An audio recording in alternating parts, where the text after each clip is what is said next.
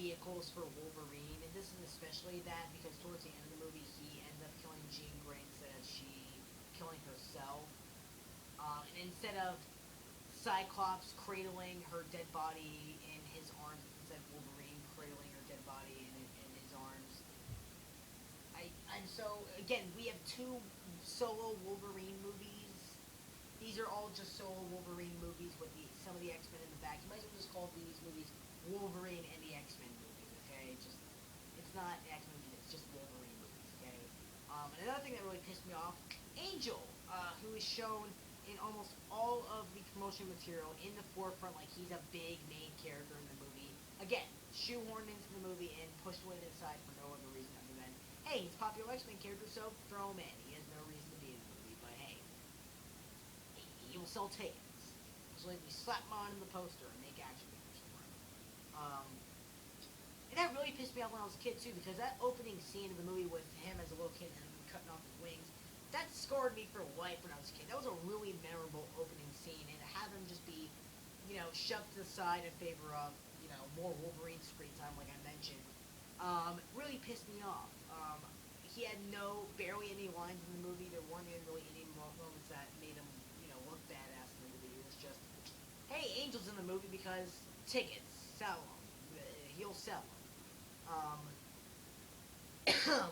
so that was just something that I really hated about that movie. It's just shoving in the movie entirely. And something I also really hated is Magneto uses Jean as sort of a weapon for humans versus mutants and the whole human mutant war thing.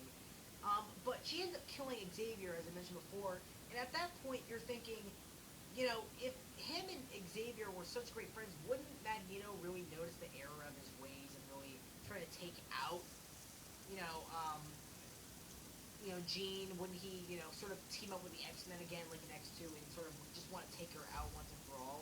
I mean, again, like I mentioned in X2, Magneto's not an idiot. Magneto knows when he's beat, knows when he needs to, resort to working with the X Men in, an effort to, save, the humans and the mutants for that matter. Um, and he'll work with the X Men, to work with them, to save mutants. Like I said,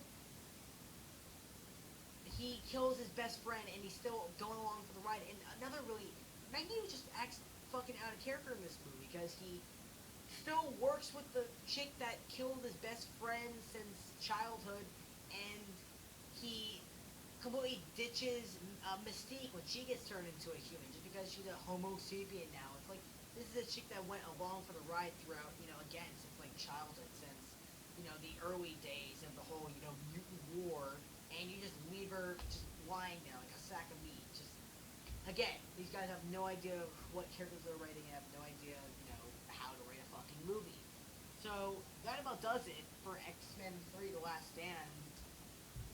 Just fuck this movie. There's nothing in this movie that's worth really seeing, other than some of the action is fine, I guess. The acting is good, but you can just get so much more better action, so much more better acting out of the other two X Men movies for that matter. So for this movie, X Men 3, 3 out of 10.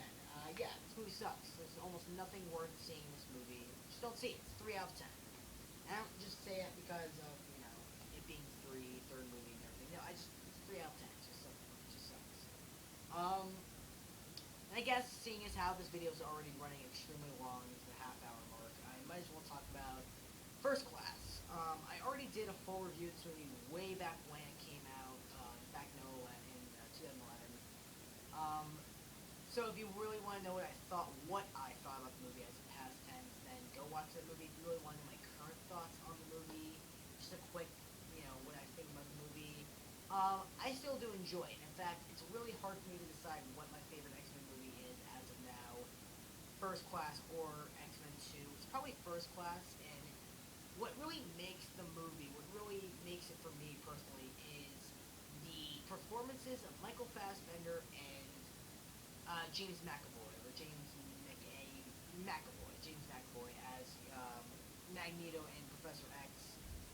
It's this movie that made me really love Michael Fassbender as an actor. I mean, I saw him in some other movies before this, like 300 and probably a couple other ones.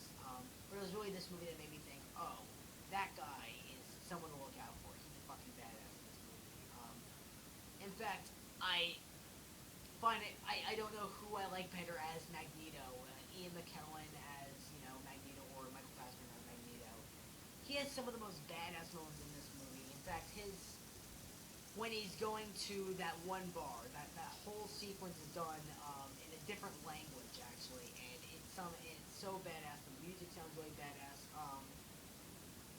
Although if there is one thing that I both like and dislike about this movie, the music is way too goddamn similar to Inception, which is not the only comparison to Inception that this movie has had.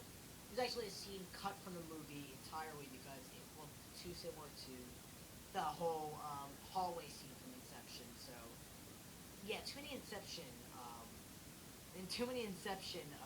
references or callbacks, or maybe they're homages. Who knows? But yeah, too many Inception ripoffs. But yeah, he made the movie for it, and the relationship between Magneto and Xavier in this movie really makes it for the movie. Like, it's the only time where I don't look at an X-Men movie. I don't look at an X-Men movie for the action. I really look at it for the performances. The performances in the movie were great.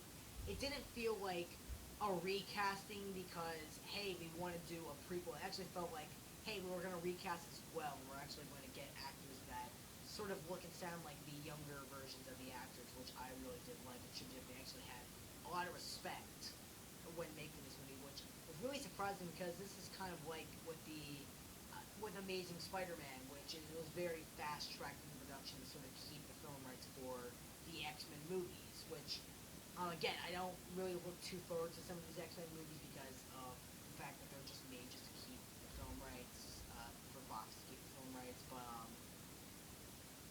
I still do try to enjoy them as much as I can.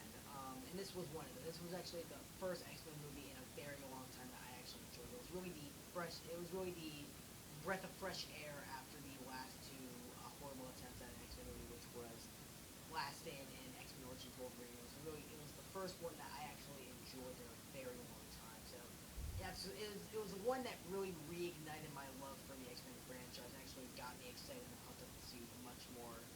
Um, it's not without its faults. I think Kevin Bacon's villain. I think the only reason why the villain in that movie is actually memorable is because Kevin Bacon played the villain. And that's really about it. If you got any other, average, Joe Schmo actor to play the villain, it would have been nothing. It would have been not at all memorable. I think it's only memorable because of Kevin Bacon, because he's the fucking Baconator. What else? Um, let's dance. But I digress. January Jones. She's fucking awful. I mean, Jesus Christ. I think I've seen better acting out of a wall than her. And that's really baffling because I've seen her in Mad Men. She's great in Mad Men. Why she's not in this, I have no idea. And especially because it's a fucking period piece too. This takes place in the '60s. That show takes place in the '60s.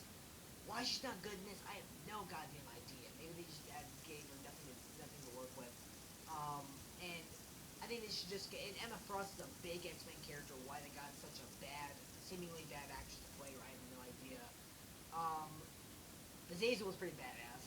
Although I would have liked to have had him have more lines and maybe sort of a little, sort of what's it? Sort of alluding to him being, Nightcrawler's dad, seeing as how he is Nightcrawler's dad. He's just a red version of Nightcrawler from the X-Men comic books. I would have liked them maybe alluding to him in the movie more, just because Mystique's in the movie too. I would have liked him alluding to, him and her getting together by the end of the movie, but, can't get everything, I guess. Maybe they were planning on it. Maybe they just got cut from the movie. I don't know. But the movie's just, if there's one word I can really use to describe the movie, it's just badass. It really is. And a lot of it has to do with Michael Fassbender as Magneto. Again, that whole bar scene.